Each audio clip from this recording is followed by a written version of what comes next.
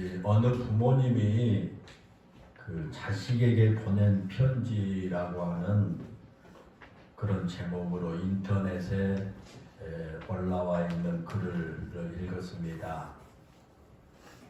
그 글을 읽으면서 공감이 되는 부분이 많아서 그 내용을 그대로 한번 여러분에게 읽어드리도록 그렇게 하겠습니다. 잘 한번 들어보십시오. 내 사랑하는 아들, 딸들아, 언젠가 우리가 늙어 약하고 지저분해지거든 인내를 가지고 우리를 이해해다오. 늙어서 우리가 음식을 흘리면서 먹거나 옷을 더럽히고 옷을 잘 입지 못하게 되면 내가 어렸을 적 우리가 먹이고 입혔던 그 시간들을 떠올리면서 미안하지만 우리의 모습을 조금만 참고 받아다오. 늙어서 우리가 말을 할 때 했던 말을 또 하고 했던 말을 또 하더라도 말을 중간에 못하게 하지 말고 끝까지 들어주면 좋겠다. 내가 어렸을 때 좋아하고 듣고 싶어 했던 이야기를 내가 잠이 들 때까지 셀 수 없이 되풀이하면서 들려주었지 않니? 훗날에 혹시 우리가 목욕하는 것을 싫어하면 우리를 너무 부끄럽게 하거나 나무라지 말아다오. 수없이 핑계를 대면서 목욕을 하지 않으려고 도망을 치던 너의 옛 시절의 모습을 기억하고 있니? 내가 얼마나 많은 것을 가르쳐 주었는지 아느냐? 상하지 않는 음식을 먹는 법, 옷을 어울리게 잘 입는 법, 너의 권리를 주장하는 방법 등 혹시 새로 나온 기술을 모르고 점점 기억력이 약해진 우리가 무언가를 자주 잊어버리거나 잘 안 될 때면 기억을 하는데 필요한 시간을 좀 주지 않겠니? 그래도 혹시 우리가 기억을 못 내더라도 너무 염려하지 말아다오. 왜냐하면 그때 우리에게 가장 소중한 것은 너와의 대화가 아니라 우리가 너와 함께 있다는 것이고 우리의 말을 들어주는 내가 있다는 것이 중요하기 때문이란다. 또 우리가 먹기 싫어하거든 우리에게 억지로 먹이려고 하지 말아다오. 언제 먹어야 하는지 혹 먹지 말아야 하는지는 우리가 잘 알고 있단다. 다리가 힘이 없고 쇠약하여 우리가 잘 걷지 못하게 되거든 지팡이를 짚지 않고도 걷는 것이 위험하지 않게 도와줄 수 있니? 내가 뒤뚱거리며 처음 걸음마를 배울 때 우리가 내게 한 것처럼 내 손을 우리에게 빌려다오. 그리고 언젠가 나중에 우리가 더 이상 살고 싶지 않다고 말하면 우리에게 화내지 말아다오. 너도 언젠가 우리를 이해하게 될 테니 말이다. 노인이 된 우리의 나이는 그냥 단순히 살아온 것을 이야기한 것이 아니라 우리가 어떻게 생존해 있는가를 말하고 있음을 이해해다오. 비록 우리가 너를 키우면서 많은 실수를 했어도 우리는 부모로서 줄 수 있는 가장 좋은 것들과 부모로서 보여줄 수 있는 가장 좋은 삶을 너에게 보여주려고 최선을 다했다는 것을 언젠가는 너도 깨닫게 될 것이다. 사랑한다. 내 사랑하는 아들, 딸들아. 내가 어디에 있든지 무엇을 하든지 너를 사랑하고 너의 모든 것을 사랑한단다 라고 하는 내용이 인터넷에 올라온 것을 보았습니다. 여러분, 이 편지를 들으면서 공감이 되시나요? 어쩌면 나이 드신 우리 어르신들은 많은 공감이 되겠지만 우리 젊은이들에게는 공감이 되는 내용인지 잘 모르겠습니다. 우리는 우리가 많은 것을 알고 있다고 생각하지만 사실은 모르고 살아가는 것이 얼마나 많은지 모릅니다. 특별히 이 사람의 마음은 그 깊이가 너무 깊어서 그 끝을 알 수도 없을 뿐만 아니라 작은 그 사람의 생각조차 이해하지 못할 때가, 하물며 연로하신 부모님의 마음과 부모님의 생각을 우리가 다 이해할 수 없으면 너무나 자명한 일이지 않습니까? 그렇기 때문에 때로는 우리의 생각으로 이해할 수 없는 일이 벌어진다고 할지라도, 또 우리가 예상하지 못한 말씀이나 행동을 부모님들이 하신다고 할지라도, 우리의 부모님이 우리가 어렸을 때 우리를 기다려 주시고 이해해 주셨던 것처럼 조금 더 이해하고 우리가 인내함으로 용납해 주어야 할 것입니다. 오늘 우리가 읽은 이 성경 말씀을 비롯해서 성경은 우리에게 끊임없이 부모님을 공경하라, 그렇게 말씀을 합니다. 이 부모님을 공경하라고 하는 말씀은 단순한 권면이 아닙니다. 부모님 공경해라, 이렇게 권면하는 말씀이 아닙니다. 성경에 나온 부모님의 공경하라고 하는 이 말씀은 하나님의 엄중한 명령입니다. 권면이 아니라 명령인 겁니다. 우리가 부모님을 공경할 것이냐, 부모님을 공경하지 아니할 것이냐를 결정할 수 없는 하나님의 준엄한 명령이다라는 것입니다. 이 공경하라고 하는 이 말씀 속에는 부모님의 모습 그대로 받아들이고 그 모습 그대로 인정하라는 뜻이 포함되어 있습니다. 무엇이 여러분 부모님 공경하는 거예요? 부모님 공경하는 여러 가지 그 내용들이 있겠지만, 그러나 중요한 것은 공경하라라고 하는 것은 부모님의 모습을 그대로 받아들이는 거예요. 그리고 부모님의 그 모습을 그대로 인정하는 것, 그런 뜻이 포함되어 있습니다.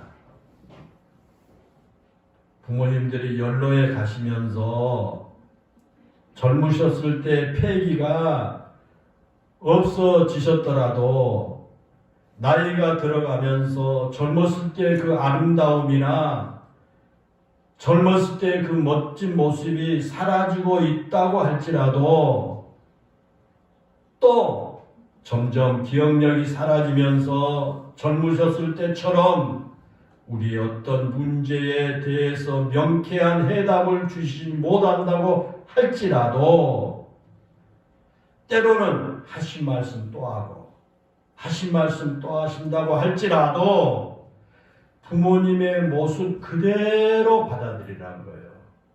그대로 공경하라는 겁니다. 그래서 오늘 본문 22절에 뭐라고 말합니까? 내 늙은 어미를 경히 여기지 말라 그랬어요. 내 늙은 어미를 경히 여기지 말라. 부모님을 공경한다는 말과 반대되는 말이 본문 22절에 나오는 경히 여긴답니다. 부모님을 공경하는 것과 경히 여기는 것과 반대되는 말이에요. 여기서 경히 여기지 말라, 내 부모를 경히 여기지 말라는 말이에요. 부모님께 함부로 하지 말라 그런 뜻이에요. 없다고 부모님께 함부로 하지 마라 그런 뜻이에요. 우리가 살아가면서 때로는 부모님이 약자가 되는 경우가 많습니다. 이 부모 자식 간의 관계를 갑을 관계로 표현할 수는 없지만은 그래도 부모와 자식 간의 관계를 갑을 관계로 설정을 한다면 부모님들이 젊었을 때는 부모님이 갑이었습니다.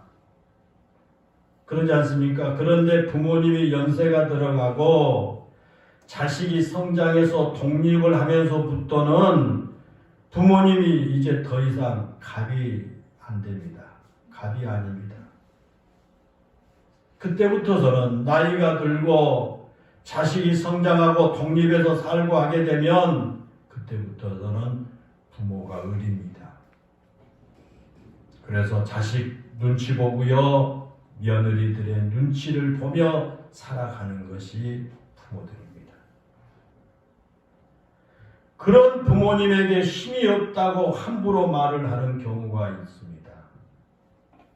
그런 부모님들에게 예의를 갖추지 못하고 함부로 행동하는 경우가 있습니다.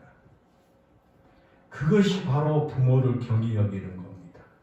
오늘 본문 22절의 말씀에는 그렇게 하지 말라는 거예요.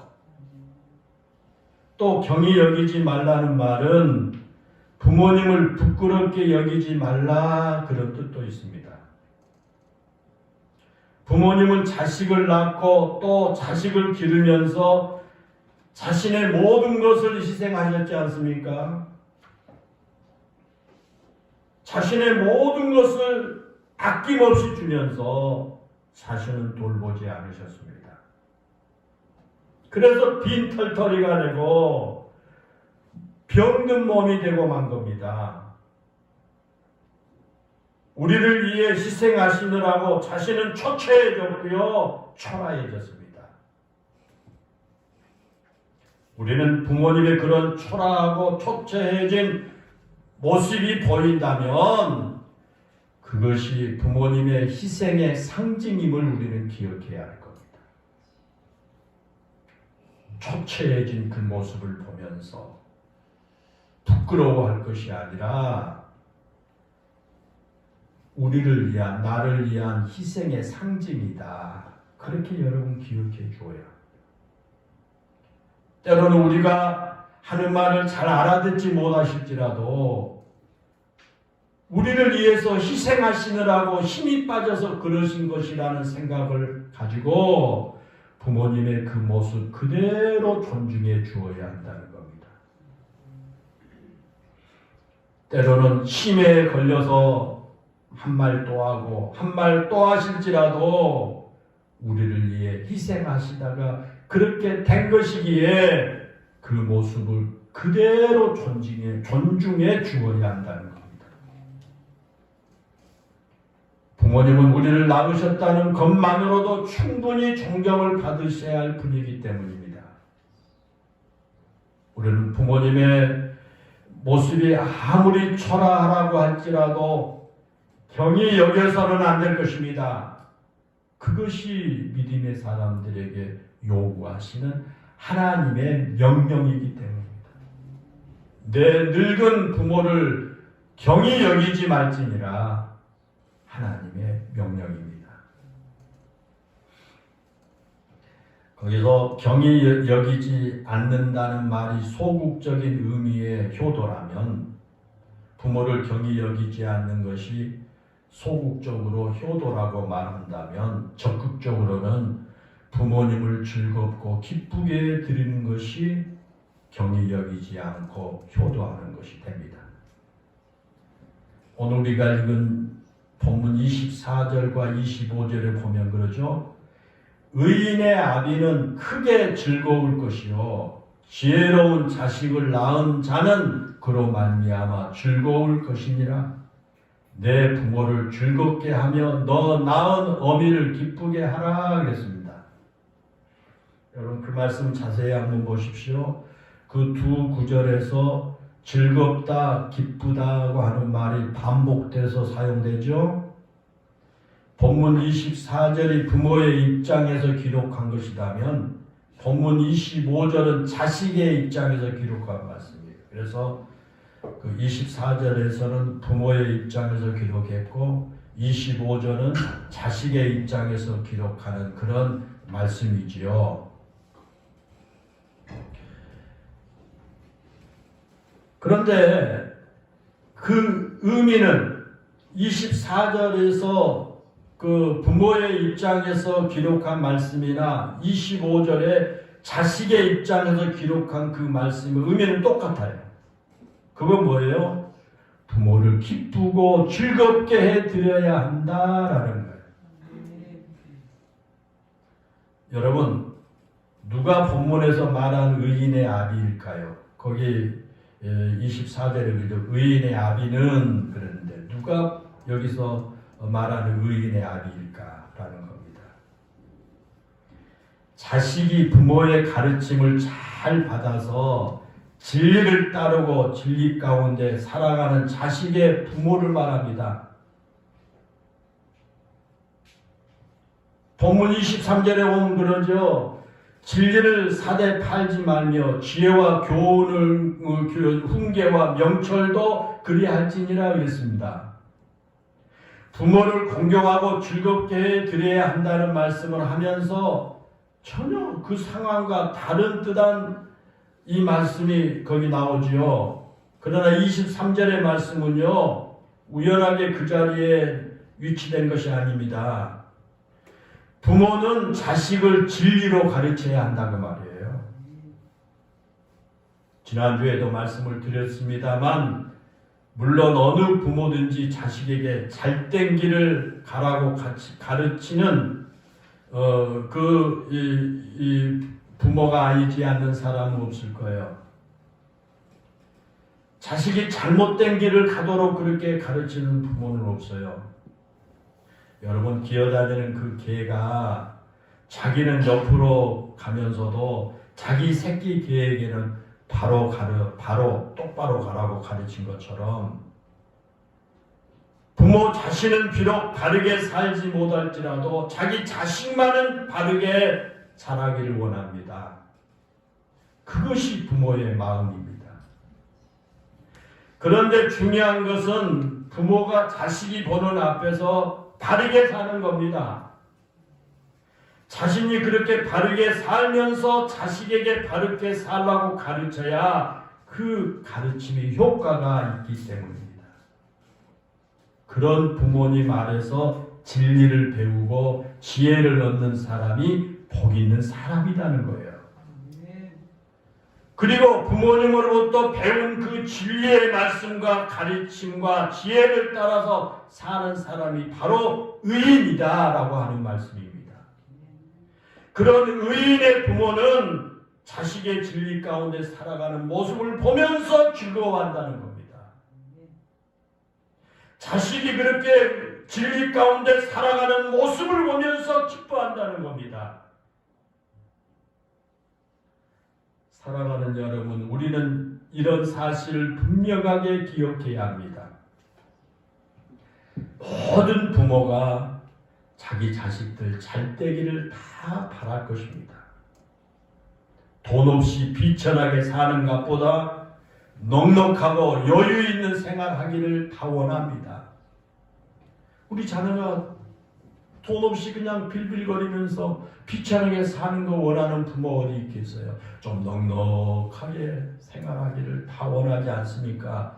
기왕이면 사회에서도 명망이 있고 우리가 흔히 말한 것처럼 출세하는 것도 부모님에게는 기쁨이 될 겁니다. 그러나 진정으로 부모님의 기쁨이 되는 것은 자식들이 진리를 따라 사는 것이다 그 말입니다. 본문의 말씀은 그거예요. 자식들이 바르게 사는 것입니다. 그래서 주위 사람들로부터 당신의 자식이 돈을 많이 벌어서 부자가 되었다는 말을 듣는 것보다 당신의 자식이 참 바른 사람이고 당신의 자식이 사회적으로나 신앙적으로 참으로 좋은 사람이 되었다 말을 듣는 것을 더 기뻐한다라는 겁니다. 신약에 와서 요한 3서 3절부터 4절에 보면 그러잖아요. 형제들아 내게 있는 진리를 증언하되 내가 진리 안에서 행한다 하니 내가 심히 기뻐하노라. 내가 내 자녀들이 진리 안에서 행한다 함을 듣는 것보다 더 기쁜 일이 없도다라고 했습니다.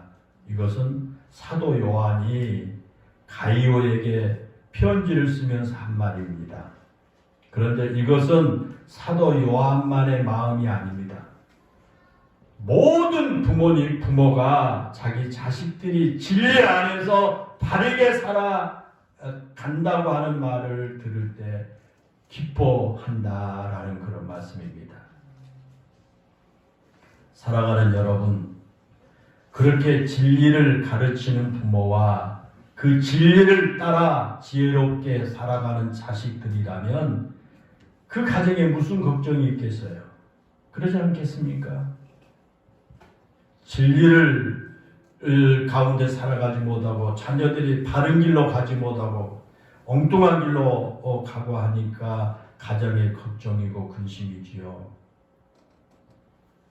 아무리 많은 돈을 물러주어도 그 돈 가지고 진리 가운데 바르게 살지 못하고 엉뚱한 짓이나 하고 자꾸 동네 사람들로부터서 못된 자식이라고 손가락질하는 소리가 귀에 들려오고 그런다면 아무리 자식에게 많은 돈 물려주고 인류대학을 여러분 이제 다니게 해 주었다고 할지라도 그 가정에 평안과 기쁨이 있겠느냐 그 말이에요. 자식이 부모를 기쁘고 즐겁게 해야 되는 최고의 방법은 자식이 믿음과 진리 가운데 바르게 성장하고 지혜롭게 사는 것이다라는 것입니다. 그런데 여러분 안타깝게도 오늘날 자식을 진리로 양육하고 진리로 가르치려고 하는 부모가 많지 않습니다. 그렇잖아요. 자녀를 오직 세상의 그 어떤 출세보다 돈보다 명예보다 이 진리를 소중히 여기고 그래서 진리를 가르치고 바르게 살아가도록 이게 돈은 좀 없더라도 바르게 살아야 된다. 네가 손해보더라도 진리 안에서 똑바로 살아야 된다. 여러분 그렇게 가르치는 부모가 많지 않아요. 자본주의가 우리 사회를 물들이면서 진리보다는 돈을 더 강조하고요. 진리보다는 출세를 더 강조하고요. 성공하는 것을 더 중요하게 생각하는 부모들이 오늘날 우리 주위에 많다라는 것입니다. 그러다 보니까 어떤 현상이 나타납니까? 이 사회가 점점 더 각박해져 가고요. 사람 사는 냄새가 사라지고 있다는 겁니다. 돈이 최고라고 배운 그 자식들이 부모에게 효도하겠습니까? 그런 자녀들이 부모를 공경하고 부모를 기쁘게 드리는 일에 관심이 있겠습니까? 모든 것을 돈에 묻혀버립니다. 부모 공격보다도 부모님 기쁘게 해드리고 즐겁게 해드리는 것보다도 돈이 먼저입니다. 진리와 신앙 안에서 바른 가르침을 받지 못하다 보니까요. 시골에 계신 시어머니에게 용돈 몇 푼 주면서요. 가계부에다 이렇게 썼대요. 촌년 10만 원이라고 가계부에 썼대요. 모처럼 올라온 시어머니에게 용돈 10만 원 주면서 가계부에 기록하기를 촌년이래요. 촌년 10만 원이라고 썼대요. 사랑하는 여러분, 우리는 부모님의 이름에 먹칠하지 않는 자녀가 되어야 합니다. 그것은 마치 하나님의 이름에 영광을 가리지 않는 성도가 되는 것과 똑같습니다. 하나님 영광을 위해서 살아간다고 막 교회에 가서는 열심을 다하고요. 교회에 가서는 천사처럼 하지만 자기 낳아준 부모의 이름에는 먹칠을 하면서 저 누구 자식이냐? 그건 여러분 다 아는 부모에게 하나님의 이름의 영광을 가리우지 않기 위해서 여러분 힘쓰고 노력한 것처럼 여러분들의 부모님의 이름의 영광 가리지 않도록 노력해야 된다는 거예요. 우리가 믿고 섬기는 하나님을 기쁘게 해드리고 즐겁게 해드리기 위해서 노력한 것처럼 나를 낳아주시고 길러주시는 그 부모님을 기쁘게 해드리고 부모님을 즐겁게 해드리기 위해서 노력해야 한다는 겁니다. 그게 우리 그리스도인들의 삶이에요. 마태복음 5장 16절에 보면 그러잖아요. 이같이 너희 빛이 사람 앞에 비치게 하여 그들로 너희 착한 행실을 보고 하늘에 계신 너희 아버지께 영광을 돌리게 하라 그랬습니다. 이것은요 예수님께서 친히 하신 말씀이거든요. 우리가 착한 행실, 우리 믿는 사람들이 착한 행실로 바른 믿음을 가지고 진리 안에서 살아갈 때 그런 우리의 모습이 세상에 빛이 되고요. 그 빛을 본 세상 사람들이 하나님께 영광을 돌리게 된다는 겁니다. 저 사람 예수 믿는 사람이야. 저 사람 하나님 믿는 사람이야. 저 사람 영일교회 성도야. 영일교회 열심히 나간 사람이야. 하나님께 영광을 돌리게 된다는 거예요. 하나님께서 하나님을 알지 못한 이 세상에서 영광을 받으시느냐 받으시지 못하느냐 하는 것은 결국 우리 믿는 사람, 우리 그리스도인들의 책임이라는 겁니다. 마찬가지로 우리 자녀들이 어떻게 사느냐에 따라서 우리 부모님들이 사람들에게 칭찬을 받으시기도 하고 멸시를 당하시기도 합니다. 자녀들이 바르게 사는 모습으로 인해서 부모님이 칭찬을 받으시고요. 그것으로 인해서 부모님이 기쁘고 즐거워하는 거예요. 아무리 그 부모가 법이 없이 동네에서 자라고 산다고 할지라도요. 그 자녀가 동네 방네 돌아다니면서 아주 엉뚱한 짓이나 하고 바르게 생활하지 못해서 사람들이 그를 피해 다니고 속삭속삭거리면요. 여러분 그 부모를 인정하겠어요? 동네 사람들이 전부 다 저 애가 누구 새끼래, 누구 자식이래. 그래서는 안 되겠지요. 제가 인터넷에 이런 충격적인 글이 올라온 것을 읽었습니다. 요즘에 정말 엄청난 속도로 기술이 발전해 가면서요. 향후 10년 내에 20억 개의 일자리가 소멸되고요. 현재 존재하고 있는 일자리 가운데 80%가 10년 내에 사라진다 라고 하는 그런 이 글이 올라온 걸 봤어요. 그 가운데 10년 내에 사라질 것 같은 그런 직업 10개를 꼽았는데요. 다음이에요. 다음이 10개 직업이 10년 내로 사라질 것 같다. 그렇게 전망을 했는데요. 첫째는 뭐냐면요. 부동산 중개업자래요. 부동산 중개업자가 10년 내에 사라질 줄 모른다라는 거예요. 왜 그러냐면 인터넷 보급과 발전으로 인해서요. 중개업 대부분이 사라질 거라는 거예요. 여러분 네이버를 쳐보세요. 서울 아파트 라고 쳐보세요. 그냥 어느 동네 무슨 아파트가 얼마에 나왔고 쭉 다 떠버립니다. 전국의 아파트 시세가 다 떠요. 그래서 중개업자가 부동산 중개업자가 없어지게 될 것이다. 그렇게 전망하고 두 번째는 교사입니다. 선생이 없어질 것이다 라는 거예요. 왜 그러냐면 온라인 수업이 주류가 되면서요. 향후에 수업이 인터넷상에서 행해질 것이기 때문에 인터넷이 언제 어디서 무엇이든지 대답할 수 있는 가상 교사로 대체될 것이다라는 거예요. 우리가 코로나19로 인해서 학교가 인터넷으로 전부 수업을 받지 않았습니까? 그래서 한 2년 반 동안에 우리 학생들이 인터넷 수업에 어느 정도 익숙이 돼 있어요. 그런데 앞으로도 그렇게 될 것이다. 그렇게 전망을 해요. 세 번째, 이 사라질 직업으로요. 인쇄업을 말했어요. 인쇄업이 사라질 거다. 신문이나 잡지가 모두 디지털화 되어가지고요. 나중에는 종이 매체는 구입하는 사람들이 사라질 것이다. 라는 거예요. 여러분 벌써요. 여러분 종이 신문 본 사람들이 많지 않잖아요. 저도요. 몇 년 전에 신문 끊었습니다. 왜 그러냐면 그 신문을 그냥 인터넷에서 다 검색해서 보기 때문에 종이 신문이 그렇게 그 필요성을 그렇게 못 느끼고 매달 15,000원만 그렇게 줘야 되고 하니까 끊었습니다.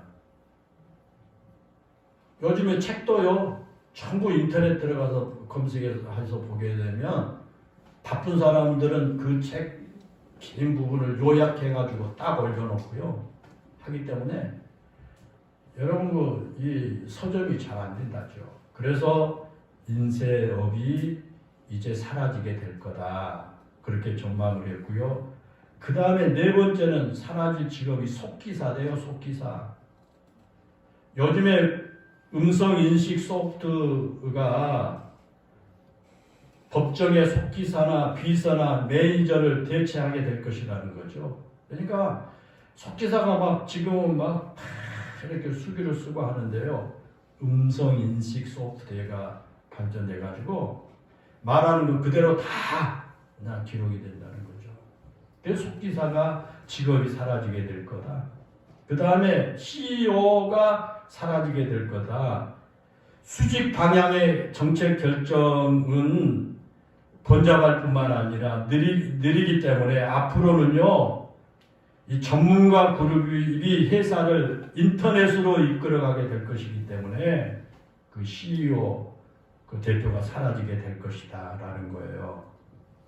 여섯 번째 사라질 직업은요, 교정치과 의사다는 거예요. 왜 그러냐면요, 3D 교정 장치가 개발돼 가지고 일회용 교정기가 치아를 바를 위치로 되돌려 준대요. 이렇게 되돌리기 때문에 금속 제품의 고정기구는 앞으로 사라질 것이다. 그렇게 전망을 하고요. 그 기술은 이미 실제로 사용되고 있다는 겁니다. 일곱 번째 사라질 직업은 교도관이래요. 교도관. 왜 그러냐면 범죄자의 그 감시는요. 그 범죄자 죄수 몸속에다 심어놓은 마이크로칩에 의해서 통제될 것이기 때문에 교도소에서 굳이 그 교도관이 필요하지 않다. 그래서 교도관 직업이 점점 사라지게 될 거라는 거죠. 여덟 번째는 트럭 운전기사래요. 트럭 운전기사.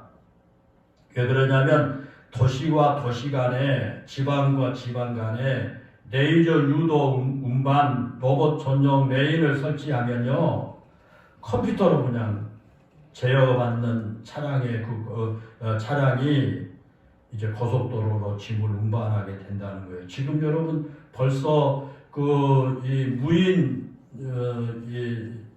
그 차량이 나오지 않았습니까? 사람이 운전하지 않냐고 컴퓨터로 이렇게 조정을 해놓으면요 그냥 무인으로 운전하게 되고 그러잖아요. 드론이 떠가지고 벌써 컴퓨터를 입력해가지고 여러분 그 택배를 배달하고 그런 시대가 됐지 않았습니까?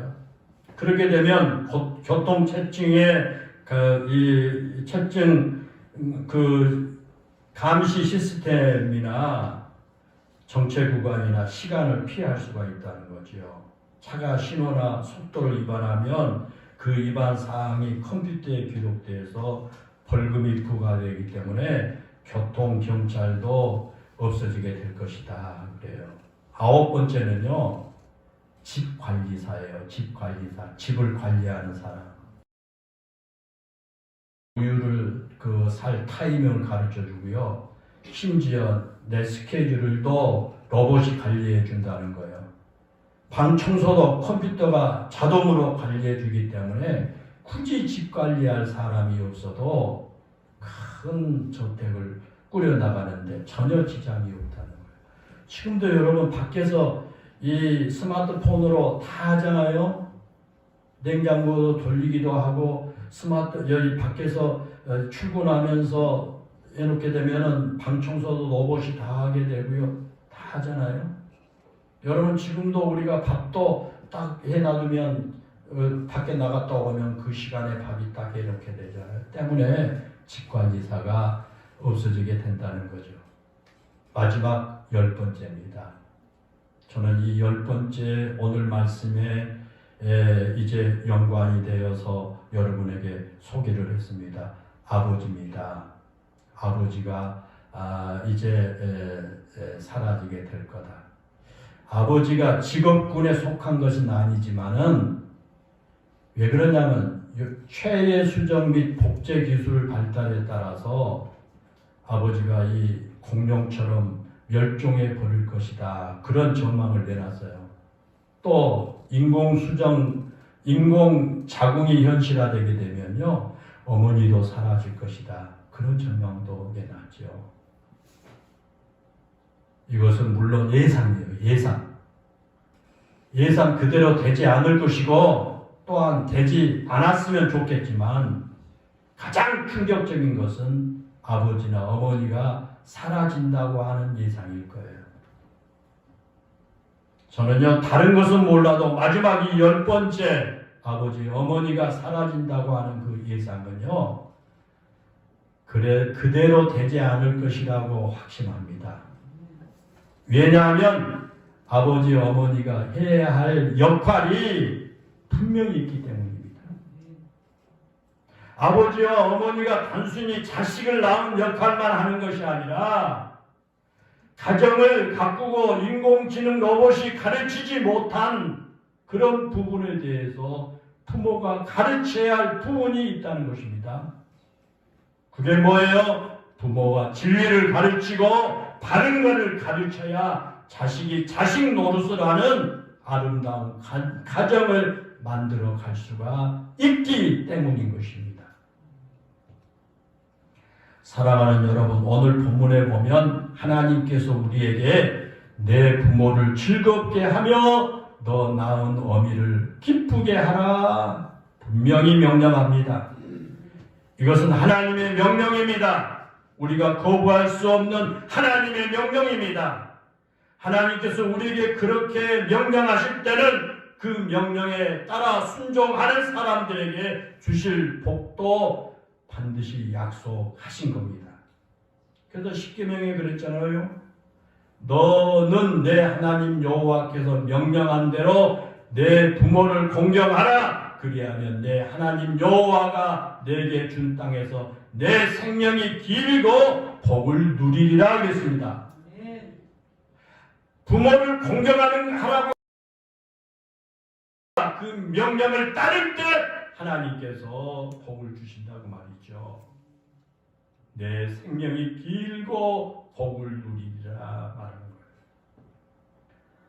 사랑하는 성도 여러분, 우리가 성경에 기록되어 있지 않을지라도 부모님을 공경하고 부모님께 효도하는 것은 반드시 해야 할 일이지만 성경에서 그렇게 하라고 명령하신 것은 하나님께서 부모를 공경하고 부모님께 효도하는 자녀에게 복을 주시기 위함이다 라는 것을 우리가 알아야 되겠습니다.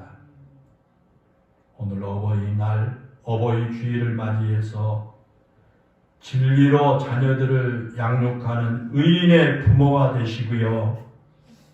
그런 부모님을 공경하고 효도하는 지혜로운 자녀들이 되어서 믿음으로 아름다운 가정을 만들어가는 여러분 모두가 되시기를 바랍니다. 그럴 때 하나님께서 반드시 여러분의 가정에 복을 주실 줄로 믿습니다. 기도합니다. 은혜롭고 감사하신 아버지 하나님, 오늘 어버이날입니다. 어버이주일입니다.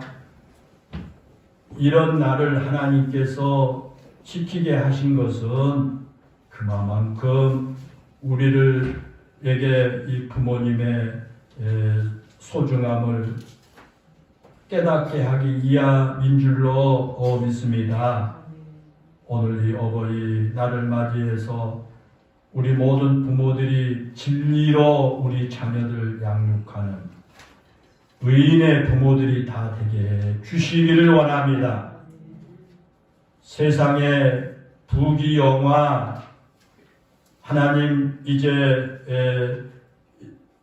강조하고 그런 것들에만 자녀들이 치중하도록 가르친 게 아니라 우리 자녀들에게 참 진리로 자녀들을 양육하게 하셔서 우리 자녀들이 의인이 되고 우리 의인의 부모들이 되기를 간절히 원합니다.